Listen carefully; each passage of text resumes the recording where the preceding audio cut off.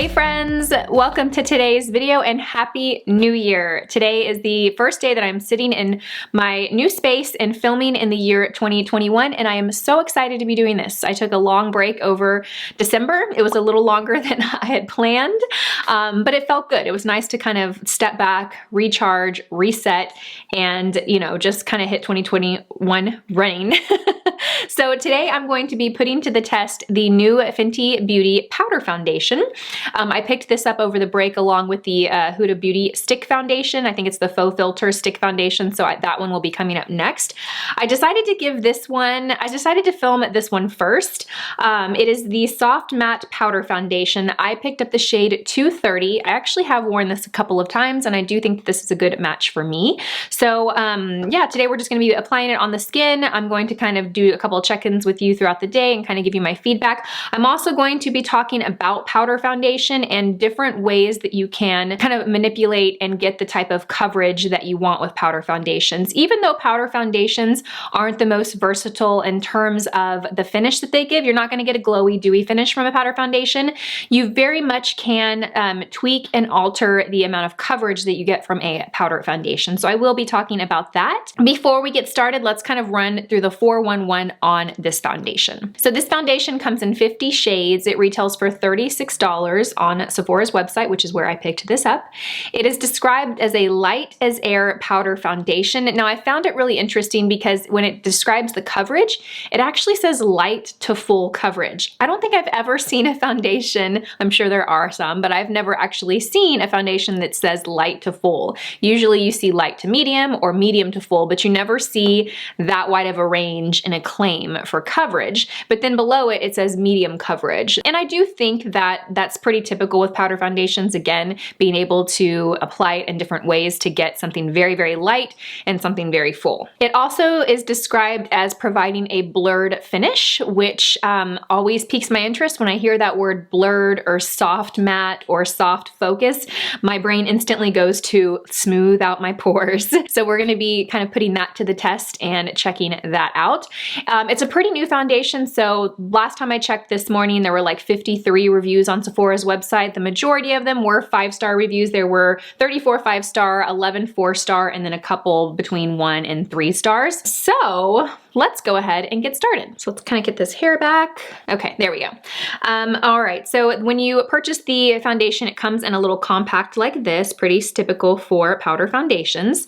When you open it, it's really beautiful, kind of like FB, the Fenty Beauty logo embossed into the product. And then when you lift up here, you get this sponge, this kind of octagon, is this octagon shaped sponge? And then you have a mirror here as well, which is really nice. I have to give props to Fenty's packaging. I'm not really one that is like sold on packaging, but now that BK Beauty is, into the cosmetic space, I really appreciate good packaging now. Okay, and I haven't used the sponge, but we are going to talk about the sponge today.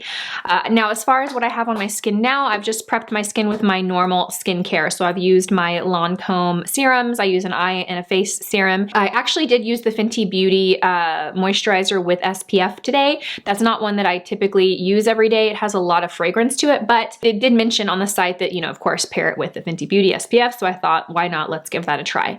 I haven't applied any primer on my skin. I don't plan to do it for this test. And I have not applied a tinted SPF. So there is no really like color products on my skin. Let's go ahead and zoom in a little bit closer so we can get started with the application. Now, I've worn this a couple of days already, and I can tell you that I do like this product, spoiler alert. I've worn it a few different ways. I actually used the Huda Beauty Stick Foundation, and then I applied this lightly over it. That is one way that you can wear powder foundation, of course, is taking a fluffy light brush, something like this, that's large and fluffy, but that's not dense and compact. And this is gonna pick up a little bit of powder and apply it to give the slightest kind of coverage to either bare skin or added coverage to a liquid or a cream foundation. Keep in mind though that this is not a touch-up powder. Doesn't mean you can't use it for a touch-up powder, but when you use this in your purse and you touch up throughout the day several times, I want you to think of it as if you had a liquid foundation, you applied it in the morning, and then a few hours later you applied a little bit more, and then a few hours after that you applied a little bit more. You continue to apply foundation on top of foundation. That's essentially what you're doing with the powder foundation. So even though it's a powder, you really got to think of it in terms of a foundation. It is a product that can look very heavy if you continuously touch up throughout the day. That being said, it pairs really beautifully over a sheer or natural foundation. If you want to mattify and add a little bit more coverage, this is really great. The applicator that you use is going to have the biggest control, the most influence over how the powder looks on the skin. So I have a couple of BK Beauty brushes here and I want to talk about each. Obviously you don't need BK Beauty brushes. You can use whatever you have at home. If you use a brush that is very like large and fluffy and soft, do you see how kind of soft and floppy this is? So this is the 102 and this is the 104. These brushes, because they are long hairs and they're very soft, they are going to do a great job of applying powder product really nice and sheer-like. You're not going to get full coverage from these two brushes. You could, but it would be a lot of work and effort to do that. So if you want something very light, then you want to find a brush like this. If you want to use this product over a liquid or cream foundation, you want to use something like this. Now, if you want a lot of coverage and you want to use a brush, I would recommend using a dense, like kind of round kabuki style brush. The BK Beauty 105 is a great brush for this. Actually, Emily Noel, one of my favorite YouTubers here on this platform, did a video last year and she talked about this brush being great for powder foundations. So I'm actually going to use this for the video today. And then I want to talk about in between. If you don't want necessarily full coverage and you don't want really light coverage, you want a good kind of medium coverage, find a brush that is, you know, shorter, more dense, but not as dense as like a round kabuki brush. This is the BK Beauty 107. If you also have like a angled blush brush, those typically work really well. I'm going to call your 3 different brushes here. So full coverage, kind of medium coverage, and then very light, soft coverage here. And then of course, if you want like the ultimate coverage, you would use a sponge. And I honestly think the sponges that come in these are typically fine. Normally, I'm not a big fan of applicators that come in the product, but in powder foundations, I do find that they are, you know, great. So we are going to start by picking up the BK Beauty 105. And I am going to show you guys, I'm just going to kind of swirl it into the product. I'm going to load the brush up. You can see you want to make sure that the skin is a little, not completely dry. I applied my moisturizer about 30 minutes ago. It definitely has absorbed into the skin, but when I touch my skin, it's not like bone dry. If it's very bone dry or flaky, then you're going to have a hard time with the powder adhering to the skin. But again, if your skin is that dry, to be quite honest, powder foundations are probably not what you're going to want to gravitate towards anyway. So I'm going to grab the 105. Let's get this hair out of the way. I'm going to start in the center of the face and I'm just going to kind of press it onto the skin and then buff it in little circles. Now I haven't applied concealer quite yet, and to be honest, now that I'm applying the powder foundation, I would suggest applying concealer before you apply powder foundation. It just goes on the skin a little bit better than if you apply it, you know, after you've applied a heavy powder product, but I didn't think about that. Okay, this gives great coverage. I mean, do you see the difference between the two sides? Now I did build it. I put about 2 layers on it.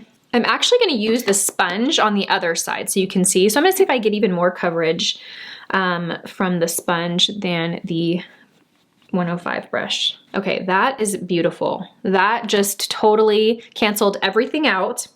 It definitely is a matte finish. It's definitely a powdered matte finish, but it doesn't look dry at all. It definitely looks very soft. I am going to add a little bit more here. Okay, I'm going to go ahead and apply my concealer, and I'm going to apply it on both sides. I'm using the Fenty Beauty Pro Filt'r Concealer. I have the shade also 230. I really like this concealer. It gives really great coverage. It has a very nice consistency. It's almost kind of like feels like almost like a gel, and it just gives great coverage. It doesn't look dry. It doesn't crease. This is the BK Beauty 108 brush, my favorite brush of the moment. Okay, so that actually blended in really nicely with the foundation. I was worried about, you know, applying it after I applied the powder, but it actually blended in really nice. Okay, so we're going to apply the left side of the face with the sponge, and I have a little blemish here. You guys might see it. We're gonna see if that covers it. So I'm gonna load up the sponge. It almost applies it a little darker too. My very first high-end cosmetic product was MAC Studio Fix Powder. I was in high school, and that was the first product I remember buying that was not drugstore. Okay, that's really nice. So this is what the foundation looks like after it's freshly applied. I think the sponge definitely gave a little bit more coverage. The finish is about the same. There's still that same soft matte finish on both sides. Yeah, just slightly more coverage, but you still get a good, you know, good amount of coverage from using a round kabuki brush. Okay, I'm gonna go apply the rest of my makeup and I will be right back. Okay, so now that I have all my makeup on, I wanted you guys to have an opportunity to check up the foundation close. So I've had it on for about 30 minutes. I did actually film this eye look for an Instagram reel. So I think this is gonna go up on BK Beauty's page. So if you like this makeup look and you wanna know how I achieved this, head over to BK Beauty's Instagram. But anyhow, let's take a look at the foundation. It's definitely got a very soft matte finish. Looking at it, I honestly wouldn't assume that I have a powder foundation on. It definitely has the look of like a liquid matte foundation, which I really like. I haven't really worn a powder foundation in a very long time just because, you know, a powder foundation can make the skin look more dry. Sometimes it can accentuate texture if you have a drier, more textured skin. But in this case, I actually feel like it looks really, really nice. I do think it did a so-so job at minimizing my pores. I can definitely see them. It didn't completely blur them out. There are foundations that I've used that give a better blurring effect than I think this one does, but it did definitely soften them some.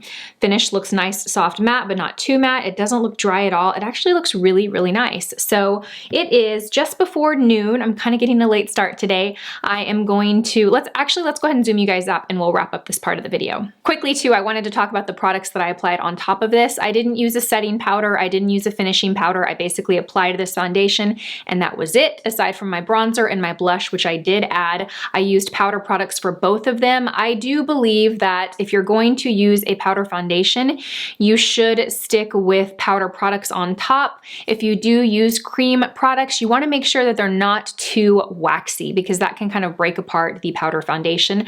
I did notice when I was putting on my bronzer at first, it wasn't quite adhering to the skin. And at first I was like, is my brush not picking up enough product? And then I realized, no, you have a powder foundation on. It's going to create a drier surface. So it's going to take a little bit more effort to get powder products to adhere to it. So with that said, you might have to just kind of load up your brush a little bit more to get your bronzer and your blush to apply, you know, and typically what you're used to. But I do really like the finish of this. I am going to wear this throughout the day and I will do a couple of check-ins. It's shortly before noon, so I will definitely do at least 2 check-ins today, maybe 3 if I can remember, and we will see how this foundation wears. Hey friends, it's about 3:45, so I've had the foundation on for about 3 hours and I'm standing directly in front of, you can tell, a window with natural light. Let me see if I can pop over here. There we go, so it's not super blinding. So I just took a peek in a mirror here to kind of look at the foundation and I was actually really surprised. It doesn't resemble a powder foundation at this point at all to me. It very much looks like a liquid foundation or a cream foundation. I noticed a slight settling around my nose, nothing bad. Overall, it looks really, really nice. It actually kind of has, the natural oils have come through my skin and it actually kind of is, it hasn't darkened. I wouldn't say that it's oxidized and darkened, but it definitely has taken a bit of a, I'm gonna step here right out of the direct sunlight. It has taken a little bit of a, giving me a little bit of a glow. It's so strange. Now I don't really think that's necessarily from the foundation. Obviously I think it's my natural oils kind of setting in, but I haven't touched up with powder. I haven't touched up the foundation at all. I do think at this point I would, which I'm kind of surprised. I wouldn't have expected to, you know, feel the need to touch up after 3 hours with a powder foundation, but overall it's looking really good. It hasn't transferred at all. I actually did put a mask on shortly because we had someone here, we're looking at getting a filtration system for our home, water filtration. So there was a guy that came over to our house, so I did put a mask on while he was here and it hasn't, didn't come off there's no parts of my face that it looks like it's transferred or worn off. So at this point, 3 hours in, I think everything looks pretty good. I am gonna go ahead and touch up with a little loose powder now, and I will check back in with you guys in a few hours. Hey friends, it's a little after 9 p.m. and we are back. The foundation has been on for about 9 hours, and I wanted to kind of give you my thoughts, and then I'm gonna zoom you guys in closely so you can see how the foundation is looking. So just to kind of touch base with you, I did touch up the foundation at my last check-in. I believe that was around 4 o'clock, 3:45 or so if I remember correctly, and I just took a loose powder and lightly kind of set the center of my face where I needed it. Aside from that, I haven't added any more products. I haven't used touch-up powder. I didn't go back and add foundation throughout the day. So what you're gonna see now is kind of the state of the foundation after 9.5 hours and 1 touch-up. I'm gonna zoom you guys in and give you my thoughts. Okay, so here we are. There are definitely a few things to call out here, but overall, I am very impressed with this foundation. This is definitely a foundation that I will keep and rotate in my routine. To be honest, within that first hour of applying it, it no longer looked like a powder foundation. It didn't have the finish of typical powder foundations. And again, it's been a while since I've really worn them, but it doesn't give a flat, heavy matte finish. It doesn't look dry. It didn't accentuate dryness or texture in the skin. As far as the blurring claim that they make, I didn't really notice that a lot. I mean, I think it did kind of smooth out pores initially when I first applied it, but as you can see at this point, I feel like you can see my pores pretty clearly, and I feel like within that first hour, you could kind of see that. There is a little tiny bit of gathering around my nose here, very, very, very minimal, and I will say that probably 8 out of 10 foundations that I try always build up here around my nose, and this is not much at all. So I'm actually pretty impressed with that. I would have expected there to be more. It hasn't settled in pores at all. I think if anything, the only area that it looks a little heavy is kind of right here under the eye. You know what? It's interesting. It actually looks more so on this right eye, not quite the left. And if you remember, the right eye is when I applied concealer after I applied the foundation, and I had to kind of blend the two together. So that's likely what we're seeing here. But overall, the forehead looks great. It hasn't moved. It looks smooth. There's even a little bit of a dewiness, like a kind of natural oil kind of glow to it without looking excessively oily. It looks great. The coverage is worn off slightly. I do feel like this is more noticeable than it was earlier when I first applied it. But overall, I think the foundation looks really great. I think if you have oily skin, this is definitely one that you would want to give a try. If you're excessively dry and you're someone that doesn't really like powder foundations or haven't had good experience with powder foundations and you have no interest in powder foundations, then I would probably skip this one.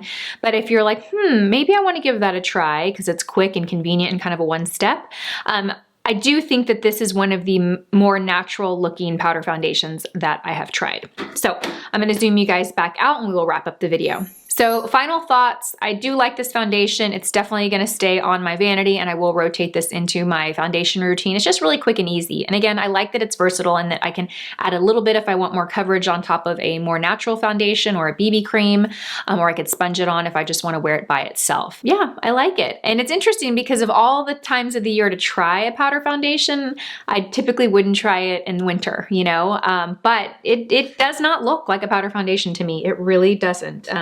Very impressed with it. I really like this and I would recommend this. So I hope you guys found this video helpful. If you've tried this foundation, let me know your thoughts, your opinions on this, your experience. I think obviously, you know, the more we share, the more we all learn. This is my opinion, my experience, but you know, you could have a very different one. Thank you so much for watching, you guys. As always, I hope you guys have a fantastic day and I will see you in my next video. Bye guys.